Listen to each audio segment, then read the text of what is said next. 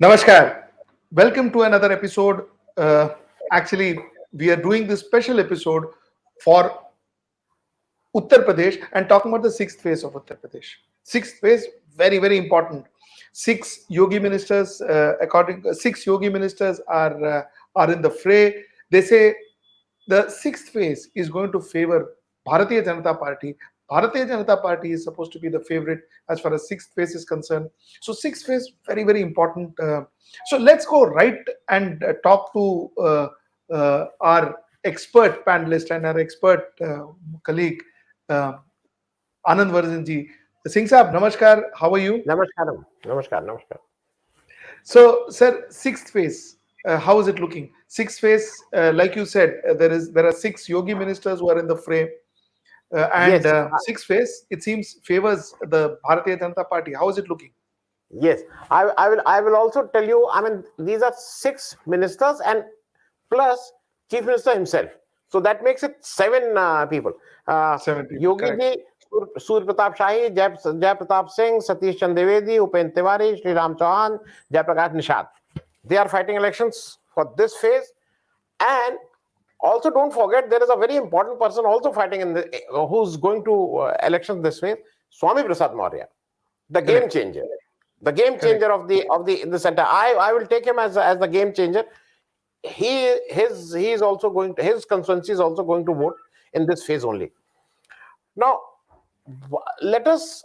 We had 57 constituencies in 10 districts. Now, these 10 districts technically is the old Gorakhpur commissionery, because Gorakhpur commissionery had four districts today: Deoria, Kushinagar, Gorakhpur, Maharajganj, and old. Then we have Basti Mandal, which was part of Gorakhpur commissionery previously. Siddharthnagar, Sant, Kabir, Nagar, and Basti. That makes it seven.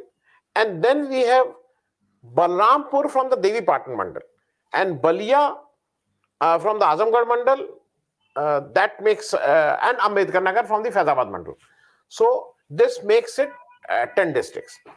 Out of this 57, BJP had 48 seats in the last elections.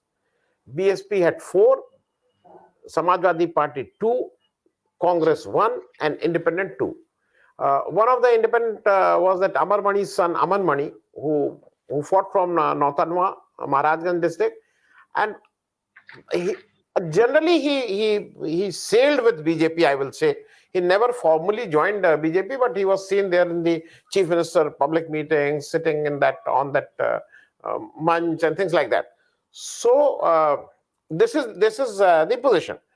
Now in this phase, uh, if we, I mean, I can with full authority, I can talk of about 3, 4, 5 districts of this phase. So let us talk of my constituency from where I belong. Now that is Maharajganj district. It had 5 seats. Last elections, BJP won 4. One was won by independent candidate Aman Mani Tripathi, who more or less was with BJP after that. So virtually all 5 seats were with BJP. But this time, what is happening? I can go seat by seat. Pharenda. No, Hmm. Pharenda is the place from which is my village. Congress is going to, in all probability, Congress is going to win. It seems like that. Correct. Virendra Chaudhary, in the last election, lost by about 2,300 votes. This time, it looks like that he is going to win. Then Northanwa, from where Aman Mani has won. Northanwa, in all probability, Kaushal Kishore, who is generally known as Munna Singh. His elder brother was also MP from Maharajganj.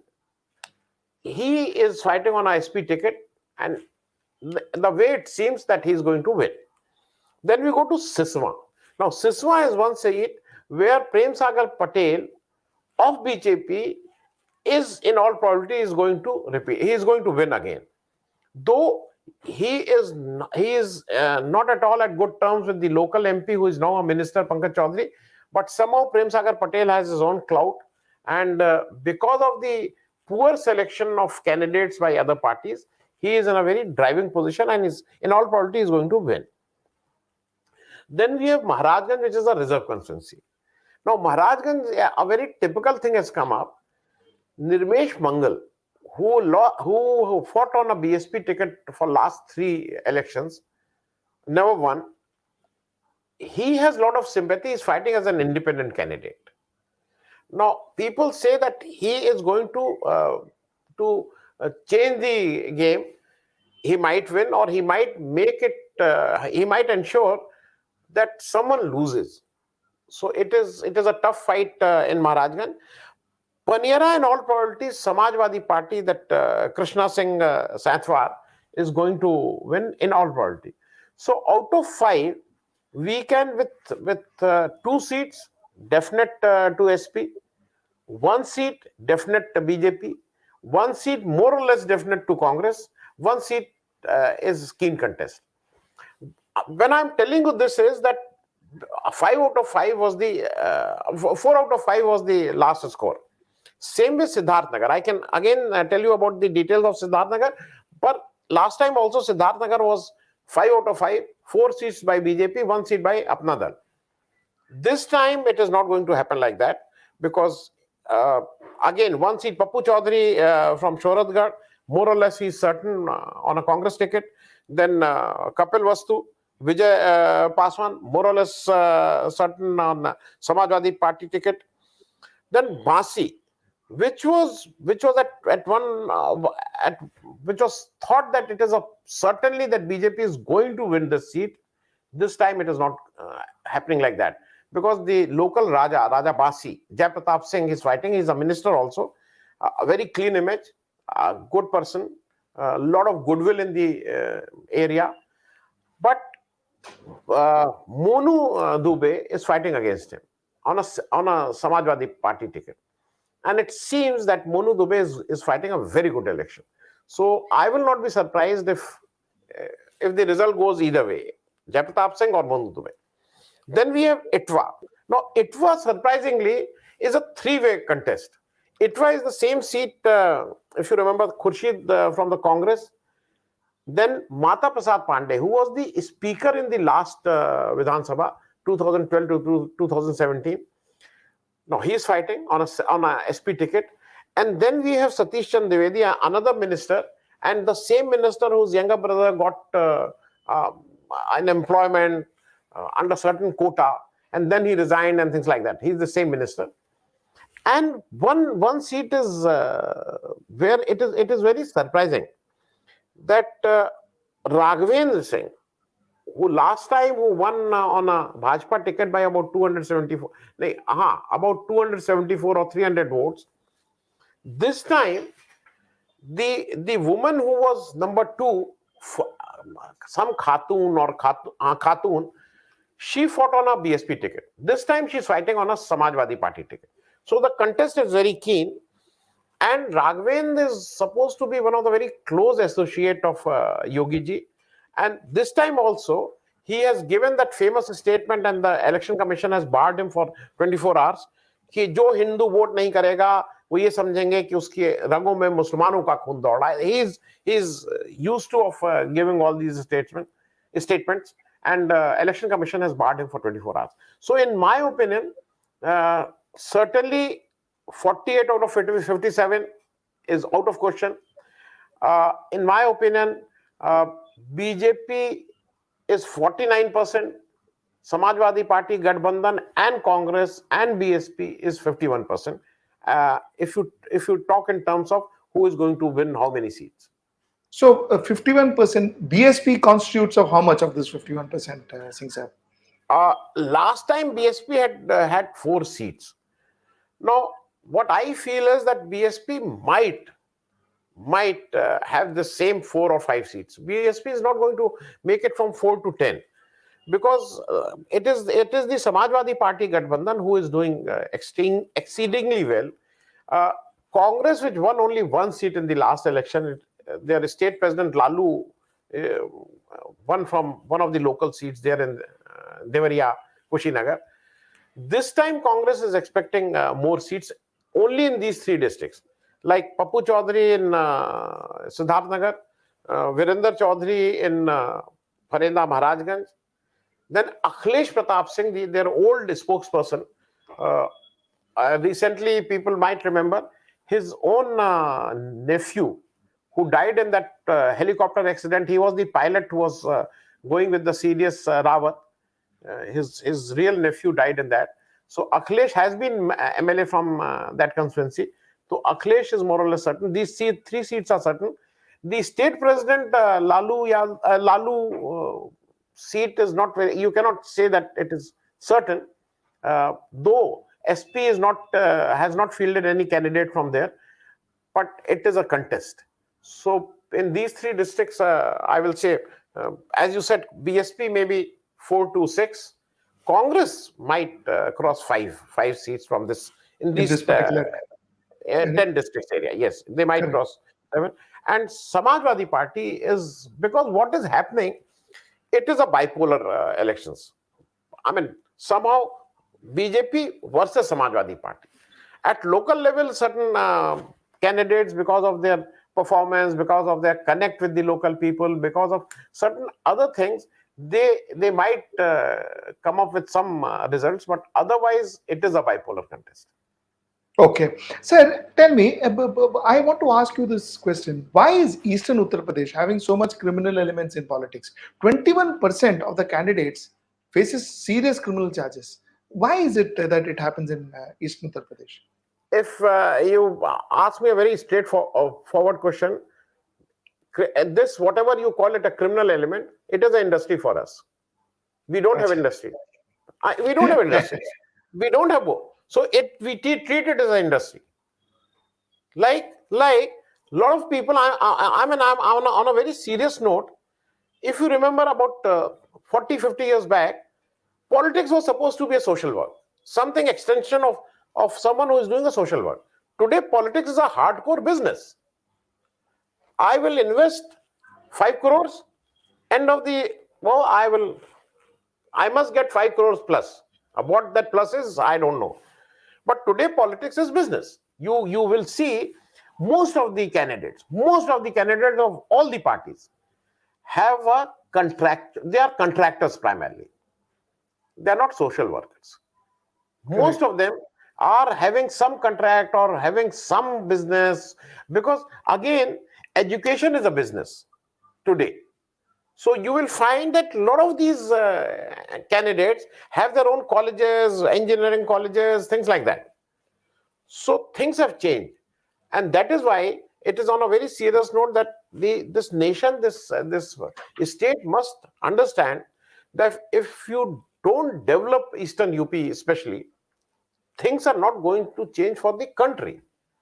Because we today, what we are supposed to do, we are just giving the labor force to the entire India. We are feeding that labor, be it Maharashtra, be it Karnataka, be it Punjab, be it, I'm talking of Ladakh, be it Kerala, be it any place you go there, we have laborers from Uttar Pradesh. You have to change that.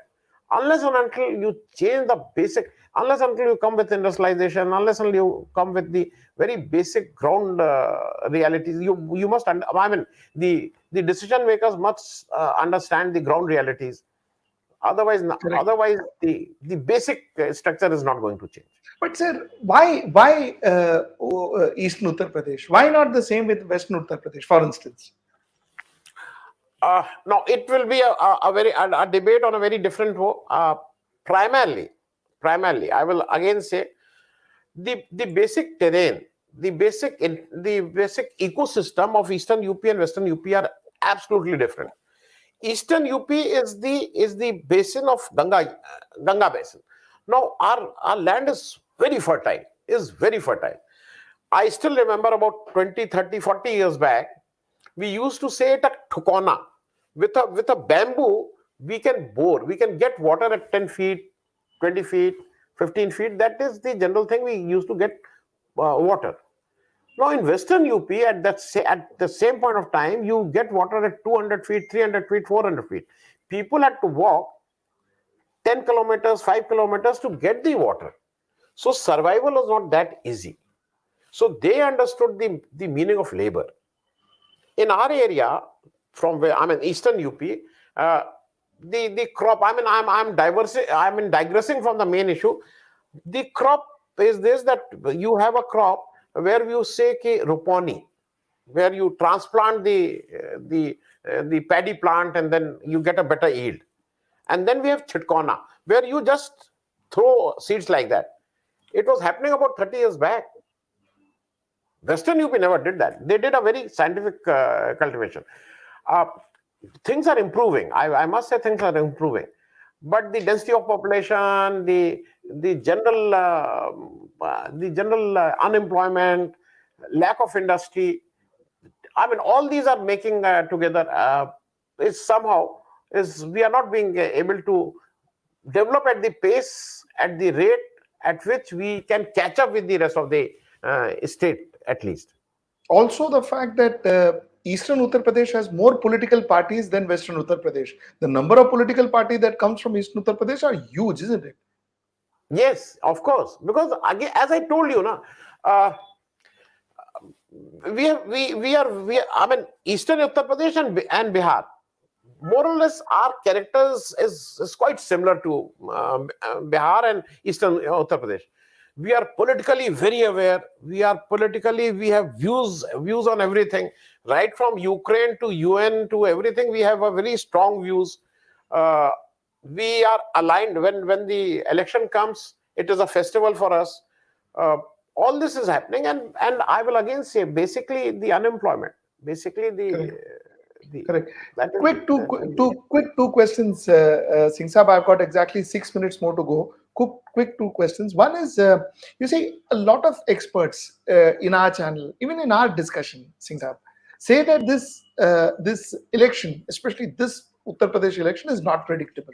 It is not predictable is because if you look at it from a BJP perspective, it looks as if BJP is winning the elections. And if you look at it from SP perspective, it looks as if SP is winning the elections. So a lot of experts says that please do not predict this election because this election is going to be anybody's game.